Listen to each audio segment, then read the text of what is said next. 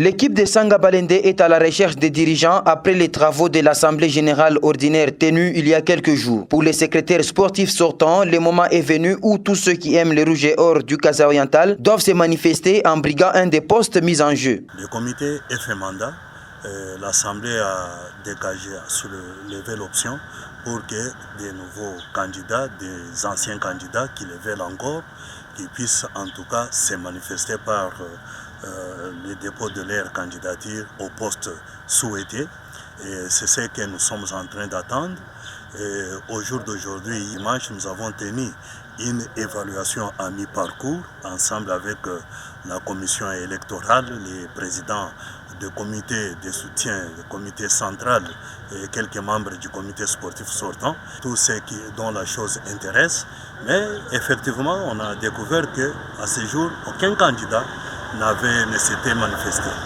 Donc, même si tu es un étranger, même si tu es un Belge, même si tu es un Américain, même si tu es Congolais, même si tu es de n'importe quelle tribu, chez Samba, il n'y a pas cette zizanie-là, il n'y a pas le fait que... Innocent Chitende précise qu'il faut remplir les formulaires y afférents et cela dans un délai fixé par les règlements en vigueur. Par la même occasion, il annonce qu'aucune candidature n'est manifestée jusqu'ici.